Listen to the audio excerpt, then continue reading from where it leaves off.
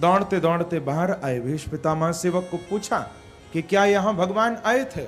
सेवक ने कहा कि महाराज क्षमा करो, यहाँ भगवान तो नहीं आए, लेकिन द्रौपदी जी के साथ उनका एक काला काला नौकर आया था और वो मुझे अच्छा नहीं लगा तो मैंने उसको अंदर नहीं जाने दिया। देखो सामने पेड़ के नीचे लेटा हुआ है। जो दूर से देखा काली कामर ओढ़ के कोई सो रहा है, समझ गए कि ये तो मेरे कृष्ण हैं। भीष्म पितामह दौड़ते दौड़ते गए, काली कामर को भगवान के ऊपर से हटाया तो क्या देखते हैं कि भगवान जब लेटे हुए हैं तो द्रौपदी की चप्पल तकिया बन के सिरहाने से लगी हुई है। यह दृश्य देखते ही भीष्म पितामह की आंखों से आंसू बहने लगे और बोले कि प्रभु आज मैं क्या देख रहा हूं, द्रौपदी की चप्पलों को आप तकिया बनाकर सिरहाने से लगाए हुए सो रहे हो। भगवान, जिस भक्त की चप्पल को आप अपने सिर पर धारण कर लो, दुनिया में ऐसा कौन है जो उस भक्त का बाल बांका कर सके, उसको मार सके? मेरी क्या ताकत जो मैं पांडवों को मार सकूं? प्रभु आप मुझे क्षमा करो, मेरे से बहुत बड़ी गलती हो गई है। आज मेरे कारण आपको इतना कष्ट उठाकर यहां तक आना पड़ा। रोने लगे भीष्म पितामह। भगवान ने कहा कि बाबा फिर आप बताओ, अब आज युद्ध में क्या करोगे? पांडवों को मारोगे या अभी अभी जो द्रौपदी को आशीर्वाद दिया है उस आशीर्वाद को आप सफल करोगे? तो भीष्म पितामह ने कहा कि भगवान अब तो मेरा आशीर्वाद ही सफल होगा। आप अर्जुन को कहना, अर्जुन शिखंडी को सामने खड़ा करके मेरे ऊपर तीरों की वर्षा करे, निश्चित ही मेरा प्राणांत होगा। अब जब युद्ध शुरू हुआ बंधुओं, तो उस युद्ध में अर्जुन तो भीष्म पितामह को मार ही देते, लेकिन भगवान से यह दृश्य देखा नहीं गया। भगवान को लगा कि आज मेरे परम भक्त भीष्म पितामह की प्रतिज्ञा टूट रही है, क्योंकि न तो मैंने हथियार उठाया और न पांडवों में से किसी की मृत्यु हुई। तो भगवान से जब देखा नहीं गया तो भगवान अर्जुन का रथ छोड़कर नीचे कूद पड़े और प्रभु ने एक टूटा हुआ रथ का पहिया उठाया था, लेकिन भगवान के हाथ में आते ही सुदर्शन चक्र बन गया और उस चक्र को लेकर भीष्म पितामह को मारने के लिए भगवान दौड़ पड़े थे। जब भीष्म पितामह ने भगवान के हाथ में चक्र देखा, भीष्म पितामह भी रथ से कूद पड़े और नाचने लगे कि मैं जीत गया, मैं जीत गया, मेरी विजय हो गई, आज कृष्ण ने हथियार उठा लिया, हथियार उठा लिया। नाचने लगे बाबा। आज लेटे लेटे भगवान को यही याद करा रहे हैं कि प्रभु उस दिन अर्जुन तो मुझे मार ही देता, लेकिन आपसे ये बात देखी नहीं गई कि आपके भक्त की प्रतिज्ञा टूट रही है, तो इसीलिए आपने अपनी प्रतिज्ञा को तोड़ दिया। आपने कहा था कि मैं हथियार नहीं उठाऊंगा, लेकिन आपने उठा लिया। हे श्री कृष्ण, मैं आपके चरणों में कोटि कोटि प्रणाम करता हूं। भगवान बोले कि बाबा मेरी तो कोई प्रतिज्ञा होती ही नहीं, कभी मेरा कोई संकल्प नहीं है, लेकिन ये बात भी आप अच्छी तरह समझ लो, यदि कभी मैं कोई संकल्प कर भी लेता हूं तो मैं अपने संकल्प को भक्त के ही संकल्प में मिला देता हूं। मेरा अपना कोई संकल्प नहीं होता। जो मेरे भक्त की इच्छा है, जो मेरे भक्त का संकल्प है, वो ही मेरा संकल्प है।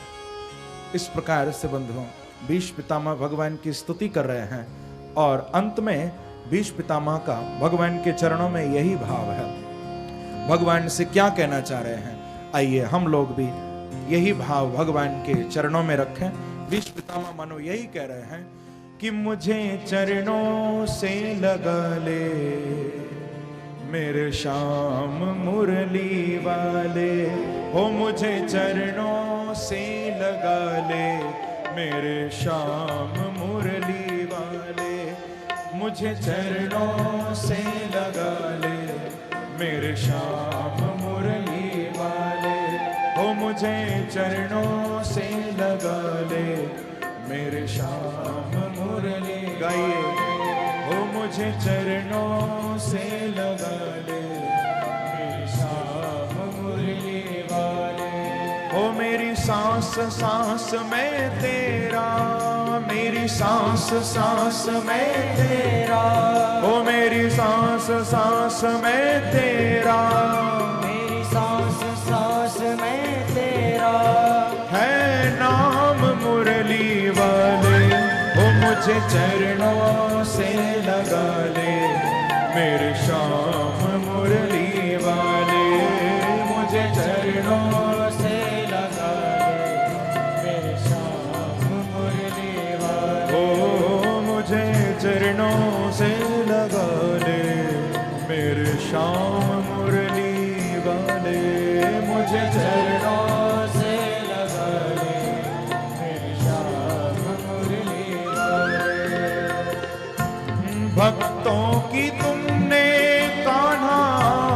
विपदा है तारी। भक्तों की तुमने कान्हा विपदा है तारी। भक्तों की तुमने कान्हा विपदा है तारी।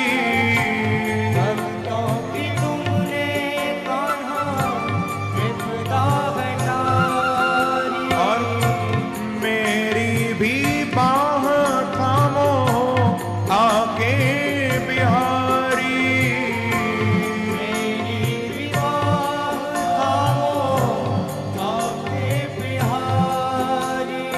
ओ मेरी भी बाह थामो आके बिहारी। मेरी भी बाह थामो आके बिहारी। बिगड़े बनाए तुमने, बिगड़े बनाए तुमने, ओ बिगड़े बनाए तुमने, बिगड़े बनाए तुमने हर काम मुरली वाले। ओ मुझे चरणों से लगा ले मेरे श्याम मुरली वाले। मुझे चरणों से लगा ले मेरे श्याम मुरली वाले। ओ मेरी सांस सांस में तेरा, मेरी सांस सांस में तेरा।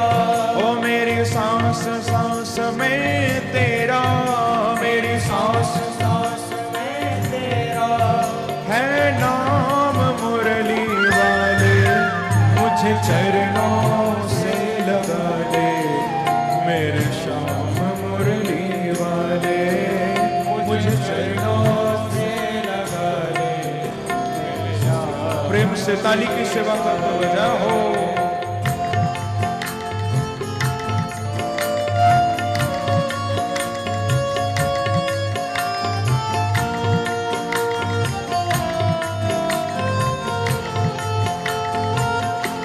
हरि बोल।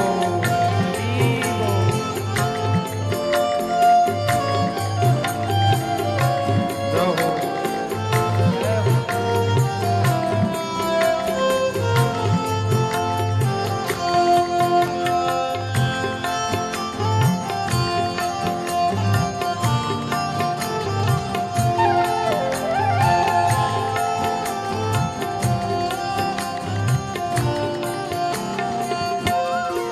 ओ मुझे चरणों से लगा ले मेरे श्याम मुरली वाले। मुझे चरणों से लगा ले मेरे श्याम मुरली वाले। ओ पतझड़ है मेरा जीवन बन के बाहर आ जा। पतझड़ है मेरा जीवन बन के बाहर आ जा। पतझड़ है मेरा जीवन बन के बाहर आ जा। पतझड़ है मेरा जीवन बन के बाहर आ जा। और सुन ले पुकार कान्हा बस एक बार आ जा। ले पुकार कान्हा बस एक बार आ जा। ओ सुन ले पुकार कान्हा बस एक बार आ जा। सुन ले पुकार कान्हा बस एक बार। क्योंकि बेचैन मन के तुम ही, बेचैन मन के तुम ही, ओ बेचैन मन के तुम ही, बेचैन मन के तुम ही। आराम मुरली वाले। ओ मुझे चरणों से लगा ले मेरे श्याम मुरली वाले। मुझे चरणों से लगा ले। गाइए प्रेम से। ओ मुझे चरणों से लगा ले श्याम मुरली वाले मुझे चरणों से ताली की सेवा करते हुए जय हो, जय हो।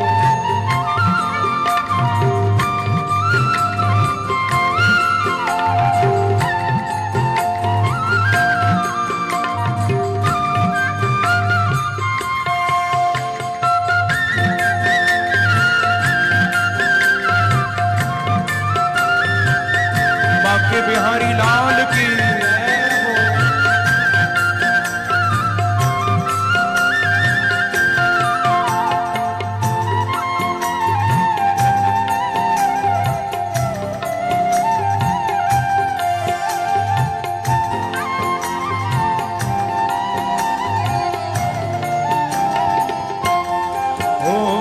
चरणों से लगा ले मेरे श्याम मुरली वाले, मुझे चरणों से लगा ले मेरे श्याम मुरली वाले। हे प्रभु तुम हो दया के सागर, जन्मों की मैं हूँ प्यासी।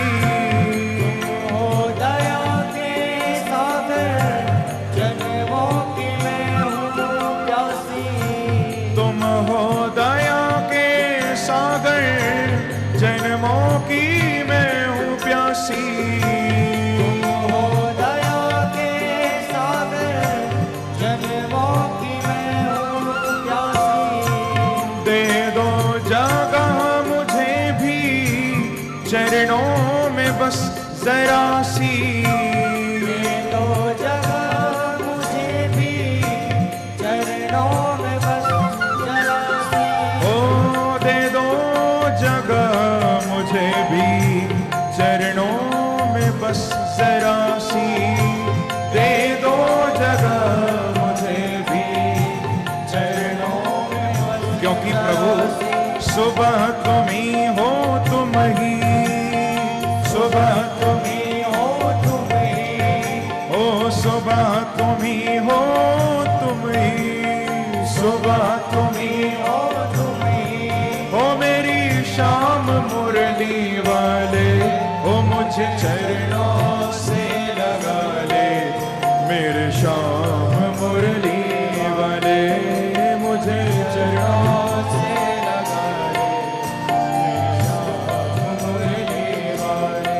ओ मुझे चरणों से लगा ले मेरे श्याम मुरली वाले, मुझे चरणों से गाइए प्रेम से। हो मेरी सांस सांस में तेरा, मेरी सांस सांस में तेरा, हो मेरी सांस सांस में तेरा, मेरी सांस सांस में तेरा है नाम मुरली वाले। मुझे चरणों से लगा ले मेरे श्याम मुरली वाले, ओ मुझे चरणों से लगा ले, ओ मुझे चरणों से लगा ले मेरे श्याम मुरली वाले, मुझे चरणों से लगा ले मेरे श्याम मुरली वाले। ओ मेरे श्याम मुरली वाले, मेरे श्याम मुरली वाले, ओ मेरे श्याम मुरली वाले, मेरे श्याम मुरली वाले। बोलो श्री वृंदावन बिहारी लाल की जय, जय श्री राधे। तो यही भाव भीष्म पितामह का था कि प्रभु आप मुझे अपने चरणों में स्थान दीजिए। भगवान ने भी कृपा की। अंतिम समय भीष्म पितामह को दर्शन हुआ प्रभु का, और उत्तरायण सूर्य हुए थे। उसी समय भीष्म पितामह के शरीर से प्राण निकले हैं बंधुओं, और भगवान के अंग में लीन हो गए हैं। बोलो भक्तवत्सल भगवान की जय। तत्र दुंदुभयो ने दुर्देव मानववादिताः। आज भीष्म पितामह पर और भगवान कृष्ण पर देवताओं ने भी फूलों की वर्षा की है। बड़ा अद्भुत आनंद सबको यहाँ प्राप्त हुआ है। और देखो भगवान ने स्वयं खड़े होकर भीष्म पितामह का अंतिम संस्कार भी करवाया है। इतना भाग्यशाली जीव और कौन हो सकता है। स्वयं भगवान कृष्ण खड़े हैं और अंतिम संस्कार पांडव भीष्म पितामह का कर रहे हैं। अंतिम संस्कार करवाकर पांडवों से विदा लेकर भगवान सीधे अब द्वारिका की ओर पधारे हैं बंधुओं। इधर भगवान के जाने के बाद महाराज परीक्षित जी का जन्म हुआ था। परीक्षित जी के जन्म के समय भगवान आए थे द्वारिका से वापस, जन्मोत्सव को मनाकर फिर अर्जुन के साथ द्वारिका चले गए थे। इधर अर्जुन जब द्वारिका से भगवान को छोड़कर लौटकर आया तो अर्जुन ने आकर युधिष्ठिर जी को एक बहुत बुरी खबर दी कि वंचितो हम महाराज हरिणा बंधुरूपिणा येन मे पहृतं तेजो देव विस्मापनम मह। ये अशुभ समाचार अर्जुन ने आकर युधिष्ठिर जी को दिया कि भैया अब भगवान कृष्ण हमें छोड़कर परम धाम जा चुके हैं और सारी द्वारिका सागर में डूब चुकी है। यादव वंश भी आपस में लड़के समाप्त हो चुका है। ये खबर अर्जुन ने जब युधिष्ठिर जी को दी, युधिष्ठिर जी को बड़ा दुख हुआ और युधिष्ठिर जी महाराज ने डरते डरते ये खबर कुंती जी को सुनाई है कि मां भगवान कृष्ण परम धाम जा चुके हैं। जब कुंती जी ने ये खबर सुनी तो देखो कितना कृष्ण से प्रेम करती थी। ये सुनते ही कि भगवान जा चुके हैं कुंती जी ने भी अपने शरीर को छोड़ दिया है। इतना कृष्ण से प्यार था। एकांत भक्त्या भगवत्य दुक्षजे निवेशतात्मो परराम संसृते। कुंती ने भी देह त्याग कर दिया। पांडवों ने अपनी मां कुंती जी का अंतिम संस्कार किया है और फिर 15 वर्ष की अवस्था में महाराज परीक्षित को गद्दी पर बिठाकर पांचों पांडव उत्तराखंड की ओर पधारे हैं और वहीं से सीधे महाप्रयाण के लिए प्रस्थान किया, स्वर्गारोहण किया। जब परीक्षित जी गद्दी पर बैठे बंधुओं, इनका विवाह हुआ था उत्तर की बेटी इरावती के साथ। जन्मेजय आदि सुंदर पुत्र भी हुए थे परीक्षित के। इन्होंने अपने जीवन में 3 बार अश्वमेध यज्ञ भी किया है। एक बार दिग्विजय करने के लिए जब परीक्षित गए थे, सोच रहे थे कि मैं समस्त राजाओं को जीत लूं, तो उस समय महाराज परीक्षित का मिलन कली से हुआ था, कलिकाल से हुआ था। क्या देखा कि एक काला काला व्यक्ति तत्र गो मिथुनम राजा हन्यमान मनाथवत, एक काला काला व्यक्ति जिसके सिर पर चमकता हुआ मुकुट, हाथ में डंडा लग रहा था, वो व्यक्ति लात से एक गऊ को मार रहा है और पैरों से गऊ को मारता है, डंडे से बैल को मारता है।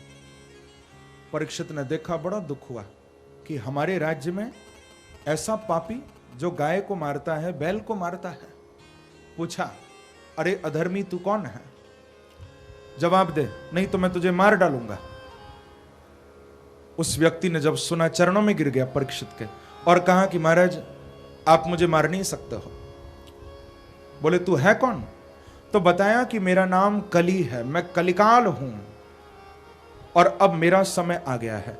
जब तक भगवान कृष्ण इस धरा पर थे तब तक द्वापर था और जिस दिन से भगवान कृष्ण छोड़कर गए, लीला संवर्धन प्रभु का जब हो गया, उसी दिन से कलिकाल भी इस धरती पर आ गया। परीक्षित जी ने कहा कि देख कली, तू मेरे राज्य को छोड़कर बाहर चला जा, मैं अपने राज्य में तुझे रहने नहीं दूंगा। तो इस कली ने कहा कि महाराज मैं आपका राज्य छोड़कर जाऊं भी तो कहां जाऊं? जहां तक सूर्य और चंद्रमा का प्रकाश है वहां तक आपका ही तो राज्य फैला हुआ है, मैं कहां जाऊं? आप चक्रवर्ती सम्राट हैं।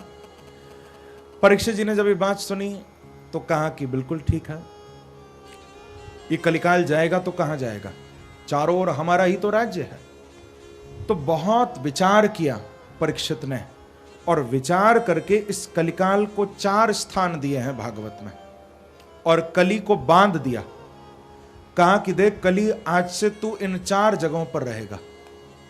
ये स्थान कौन कौन से दिया कि अभ्यर्थितस्तदा तस्मै स्थानानि कलये ददो द्यूतम पानम स्त्रियः सोना यत्रा धर्मश्चतुर्विधः। ये 4 स्थान दिए, कहा कि देख कली, द्यूतम, जहां पर लोग जुआ खेलते हैं ना, आज से तू वहां रहेगा। दूसरा स्थान दिया है पानम, जहां पर शराब खाना है, जा आज से तू वहां रहेगा। तीसरा स्थान दिया जहां पर कसाई खाना है, जहां निर्दोष जीवों की हत्या होती है, जा कली, आज से तू वहां पर रहेगा। और चौथा स्थान दिया है सोना, जहां पर कसाई खाना, ये तीसरा स्थान। चौथा स्थान जहां पर वैश्यावृत्ति होती है, व्यभिचार होता है, जा कली, आज से वो तेरा घर है, तू वहां रहेगा। अब देखो बंधुओं, ये 4 स्थान तो परीक्षित ने दिए, लेकिन कली ने महाराज परीक्षित को कहा कि महाराज आप कृपा करके मुझे एक स्थान मेरी मर्जी का भी दे। ये 4 तो आपने अपनी इच्छा से दिए, एक मेरी इच्छा से भी आप दो। तो पूछा कि कौन सा स्थान चाहिए? तो पुनश्च याच मानाय जात रूप मदात प्रभु हो। कली ने कहा कि आप कृपा करके मुझे स्वर्ण में, जात रूप कहते हैं स्वर्ण को, आप मुझे स्वर्ण में, सोने में भी स्थान दीजिए। तो परीक्षित ने कहा कि हमारा क्या जाता है, जा कली, आज से तुझे सोने में भी स्थान दे दिया। तो देखो, लोग कहते हैं कि महाराज फिर तो हमको सोना नहीं पहनना चाहिए, सोने में कली बैठा है। बात ठीक है। देखो, संस्कृत में स्वर्ण माने सोना भी होता है और स्वर्ण माने धन भी होता है। धन के अंदर कली बैठा है, स्वर्ण के अंदर कली बैठा है। लेकिन कौन से धन के अंदर, कौन से स्वर्ण के अंदर? बोले जो धन, जो स्वर्ण इन 4 जगह से आए, द्यूतम पानम स्त्रियः सोना, जुए से, सट्टे से, शराब से, मदिरालय से, वैश्यावृत्ति से, कसाई खाने से, इन जगहों से जो धन आता है, उस धन में कलिकाल बैठा हुआ है। यानी जो पाप की कमाई है, जो अनीति की कमाई है, वो कभी तुम्हारा भला नहीं करेगी। अनीति की कमाई घर में मत लेकर आओ कभी, उसमें कलिकाल बैठा है। यदि वो धन तुम्हारे घर में आएगा तो तुम्हारी बुद्धि खराब कर देगा।